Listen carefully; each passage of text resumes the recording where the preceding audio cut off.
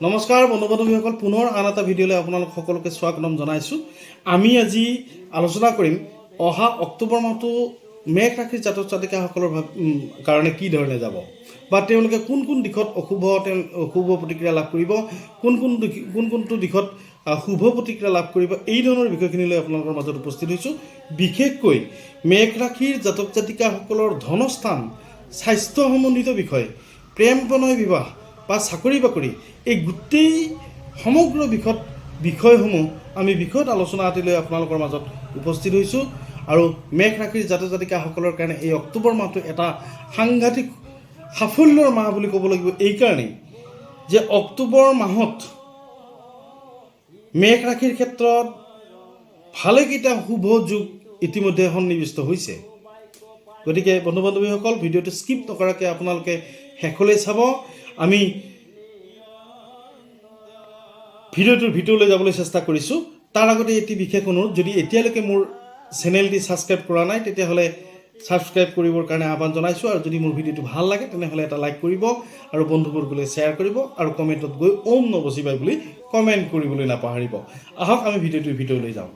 আমি মেঘ ৰাশিৰ অক্টোবৰ মাহৰ প্ৰথম ভাগতে তাৰ ৰাশিচক্ৰ এনেধৰণৰ ৰাশিচক্ৰ আমি লাভ কৰিছোঁ যে মেঘ ৰাশিৰ দ্বিতীয় স্থানত বৃহস্পতি অৱস্থান গ্ৰহণ কৰিছে, তৃতীয় স্থানত মংগল গ্ৰহে অৱস্থান কৰিছে, ষষ্ঠ স্থানত ৰবি, চন্দ্ৰ, বুধ আৰু কেতু গ্ৰহে অৱস্থান কৰিছে, আৰু সপ্তম স্থানত শুক্ৰ গ্ৰহে অৱস্থান কৰিছে, আৰু দশম স্থানত শনিৰ অৱস্থান, স্বগৃহী শনিয়ে অৱস্থান কৰিছে, আৰু দ্বাদশ স্থানত ৰাহু অৱস্থান গ্ৰহণ কৰিছে। আৰু এই গ্ৰহসকলৰ যি অৱস্থান, এই অৱস্থানে তেওঁলোকৰ বিভিন্ন দিশৰ সূচনা কৰিছে। বিশেষকৈ শুভ ভাৱত আছে তেওঁলোকৰ শুক্ৰ গ্ৰহ। সপ্তম স্থানত শুক্ৰ গ্ৰহ অৱস্থান কৰাই মেঘ ৰাশিৰ জাতক জাতিকাসকলৰ ক্ষেত্ৰত এক বিশেষ যোগৰ সৃষ্টি কৰিছে। অৰ্থাৎ শুক্ৰ স্বগৃহী হৈ থকা হেতুকে মেঘ ৰাশিৰ জাতক জাতিকাসকলৰ ক্ষেত্ৰত ভাগ্য উদয় হোৱা বুলি আমি ক'ব পৰা যায়। বা মেঘ ৰাশিৰ জাতক জাতিকাসকলে এই অক্টোবৰ মাহত তেওঁলোকে বিশেষভাৱে বিদ্যা সম্বন্ধীয় বিষয়, যিসকল ছাত্ৰ ছাত্ৰীয়ে বিজ্ঞান বিষয়লৈ অধ্যয়ন কৰি আছে বা বিজ্ঞানৰ লগত জড়িত হৈ থকা, ছায়েন্সৰ লগত জড়িত, মেথছৰ লগত জড়িত হৈ থকা ছাত্ৰ ছাত্ৰীসকলৰ কাৰণে এই মাহটো খুবেই সুন্দৰ। তেওঁলোকে নতুন সুবিধা লাভ কৰিব, পঢ়া পাতিৰ ক্ষেত্ৰত তেওঁলোকে নতুন সুযোগ সুবিধা লাভ কৰিব, আৰু তেওঁলোকে নতুন বিষয়ৰ প্ৰতি অধ্যাপনাৰ কাৰণে সুবিধা পাব। আমি আহিছোঁ মেঘ ৰাশিৰ দ্বিতীয় স্থানত বৃহস্পতিৰ অৱস্থান গ্ৰহণ কৰিছে। আৰু আমি সকলোৱে জানো যে বৃহস্পতিয়ে যশস্যা, মান সন্মান, চাকৰি বাকৰি, এই ধৰণৰ বিষয়বস্তুবিলাক, সা সন্মানকে আদি কৰি টকা পইচা, ধন ধান ইত্যাদি সমস্ত বিষয় বৃহস্পতিৰ নিয়ন্ত্ৰণত থাকে। আৰু বৃহস্পতি শুক্ৰৰ গৃহত অৱস্থান গ্ৰহণ কৰি মেঘ ৰাশিৰ কাৰণে এক শুভ ফলদায়ক হিচাপে পৰিচিত হৈছে। আৰু বৃহস্পতিৰ এই শুভকাৰকতাত মেঘ ৰাশিৰ জাতক জাতিকাসকলে এই মাহৰ ভিতৰত কৰ্মসংস্থানৰ সুন্দৰ সুবিধা লাভ কৰিব। আৰু বিশেষকৈ একাদশ স্থানত শনিৰ অৱস্থান হেতুকে শনি স্বগৃহী হৈ অৱস্থান গ্ৰহণ কৰিছে। আৰু সেইকাৰণে মেঘ ৰাশিৰ ক্ষেত্ৰত এই মাহটো অত্যন্ত সুন্দৰ বুলি আমি বিবেচনা কৰিব পাৰোঁ। আৰু তেওঁলোকৰ জীৱনত এই মাহতেই গাড়ী ঘোঁৰা বা লোহাৰ সামগ্ৰী বা এই ধৰণৰ বিষয় তেওঁলোকে লাভ কৰিব, সা সন্মান লাভ কৰিব, মানুহৰ ওচৰত তেওঁলোকৰ মৰ্যাদা বাঢ়িব, বিদ্যা শিক্ষাৰ ক্ষেত্ৰত তেওঁলোকে আগৰণুৱা হ'ব, যশস্যা লাভ কৰিব। আমি আহিছোঁ একাদশৰ শনিৰ ক্ষেত্ৰত। মেঘ ৰাশিৰ জাতক জাতিকাসকলৰ কাৰণে শনিৰ অৱস্থান স্বগৃহী হৈ একাদশত অৱস্থান গ্ৰহণ কৰিছে। তেওঁলোকৰ চাকৰি বাকৰি লাভ হ'ব, তেওঁলোকে সা সন্মান প্ৰাপ্তি হ'ব, তেওঁলোকৰ বিশেষকৈ গাড়ী ঘোঁৰা, যান বাহন ইত্যাদিৰ যোগ দেখা যায়। তাৰ লগে লগে যিসকল জাতক জাতিকাৰ ক্ষেত্ৰত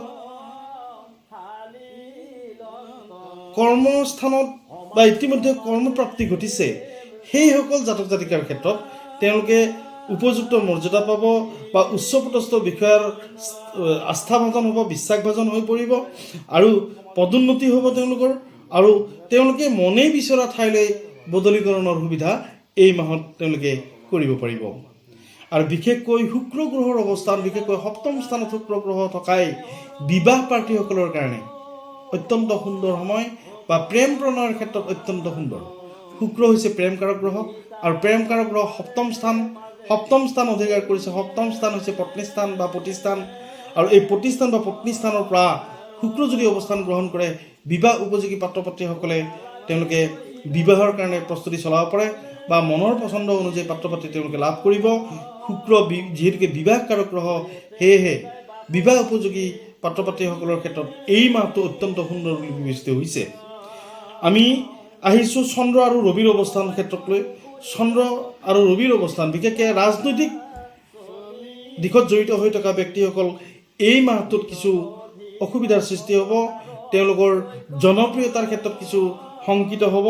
এইকাৰণে চন্দ্ৰ আৰু ৰবি একেলগে থকাই ৰবি দূষিত হৈছে, আৰু ৰবি হৈছে নেতৃত্ব প্ৰদান কৰা গ্ৰহ, আৰু এই ৰাজনৈতিক দিশত থকা ব্যক্তিসকলে এই মাহত অসুবিধা কিছু লাভ কৰিব। তেওঁলোকৰ মান মৰ্যাদা বা আকস্মিকভাৱে তেওঁলোকে জনপ্ৰিয়তা হ্ৰাস হ'ব পাৰে, বা ৰাজনীতিৰ ক্ষেত্ৰত তেওঁলোকে এই মাহটোত বিশেষকৈ তেওঁলোকে পদমৰ্যাদা বা সাংগঠনিক ক্ষেত্ৰত ভেটি দুৰ্বল, এই ধৰণৰ কথাৰ তেওঁলোকে প্ৰতিক্ৰিয়া লাভ কৰিব। আমি আহিছোঁ ৰাহুৰ অৱস্থানৰ ক্ষেত্ৰত। ৰাহু হৈছে দ্বাদশত ৰাহু অৱস্থান কৰাই মেষ ৰাশিৰ জাতক জাতিকাসকলৰ ক্ষেত্ৰত কিছু অশুভ বুলি পৰিচিত হৈছে। এইকাৰণেই যে দ্বাদশ স্থানটো হৈছে ব্যয় স্থান, আৰু ব্যয় স্থানত নিচস্ত ৰাহুৰ কবলত অত্যাধিক ব্যয় হ'ব পাৰে। সতি সন্তানৰ অসফলতাৰ কাৰণে তেওঁলোকে মানসিক সন্তুষ্টি বা মানসিক অসন্তুষ্টিত ভুগিব পাৰে। ৰাহুৰ কাৰণে বিশেষভাৱে পেটৰ কণ্ডিশ্যনত ভুগিব পাৰে। পেটৰ বিষ বা পেটৰ সমস্যা বা কনষ্টিপেশ্যন, এনেধৰণৰ সমস্যাবিলাকত তেওঁলোকে ভুগিব। আৰু আমি আহিছোঁ কেতু গ্ৰহ আৰু বুধ গ্ৰহৰ অৱস্থানক লৈ। ষষ্ঠ স্থানত অৱস্থান গ্ৰহণ কৰিছে 4টা গ্ৰহ। ষষ্ঠ স্থানখন হৈছে শত্ৰু স্থান হয়, আৰু এই শত্ৰু স্থানত অৱস্থান গ্ৰহণ কৰিছে ৰবি, চন্দ্ৰ, বুধ আৰু কেতু। কেতু গ্ৰহৰ কাৰণে বিনা কাৰণে শত্ৰু হ'ব আপোনাৰ এই মাহটো। বিশেষকৈ সামাজিক দায়িত্বত থকা ব্যক্তিসকল বা ৰাজনীতিত থকা ব্যক্তিসকলৰ শত্ৰুৰ সৃষ্টি হ'ব এই মাহটো।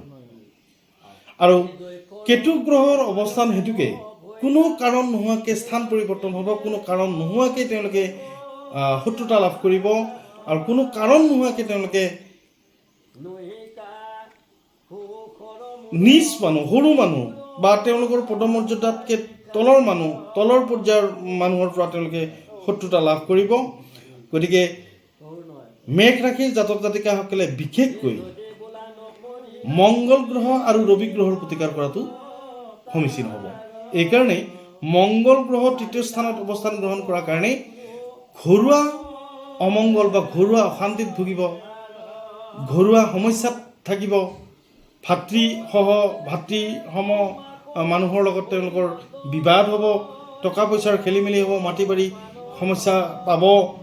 আৰু 6ষ্ঠ স্থানত কেতু গ্ৰহৰ অৱস্থান হেতুকে কোনো কাৰণ নোহোৱাকৈ বিনা কাৰণতে তেওঁলোকে শত্ৰুতা পাব, আৰু তেওঁলোকে বিশেষভাৱে অৰ্থহানি হ'ব দ্বাদশত ৰাহুৰ কাৰণে। বন্ধু বান্ধৱীসকল, মেষ ৰাশিৰ জাতক জাতিকাসকলৰ ক্ষেত্ৰত অক্টোবৰ মাহটো এনেধৰণে পাৰ হ'ব, আৰু তেওঁলোকৰ এই মংগল গ্ৰহ আৰু ৰবি গ্ৰহৰ কাৰণে এই মাহটোত তেওঁলোকে প্ৰতিকাৰ গ্ৰহণ কৰিব লাগে। আৰু মংগলবাৰৰ দিন এটাত তেওঁলোকে বিশেষকৈ 9টা জবা ফুল লৈ তেওঁলোকে শিৱ মন্দিৰত পূজা পাৰ্বণ কৰিব পাৰে। আৰু ৰবি গ্ৰহৰ কাৰণেই ৰাতিপুৱা সূৰ্যৰ ফালে চাই স্নান কৰি সূৰ্য প্ৰণাম কৰিব লাগে, আৰু এটি মন্ত্ৰ উল্লেখ কৰিব লাগে বা মন্ত্ৰ এটা স্মৰণ কৰিব লাগে। ওম ঐং হ্ৰিং হ্ৰিং সূৰ্যায় নমঃ। ওম ঐং হ্ৰিং হ্ৰিং সূৰ্যায় নমঃ। এনে মন্ত্ৰ জপ কৰি সূৰ্য প্ৰণাম কৰিলে নিশ্চয় আপোনালোকৰ এই অক্টোবৰ মাহটো ৰবি আৰু মংগল গ্ৰহৰ কাৰণে শুভদায়ক হ'ব। আৰু কিছু ক্ষেত্ৰত মেঘ ৰাশিৰ জাতক জাতিকাসকলে সাৱধানতা অৱলম্বন কৰাটো দৰকাৰ হ'ব। সেয়েহে সদৌ সকলোৰে বিশেষকৈ মেঘ ৰাশিৰ জাতক জাতিকাসকলৰ শুভকামনা আৰু সকলো দিশতে সফলতা কামনা কৰি আজিলৈ বিদায় মাগিছোঁ। ধন্যবাদ।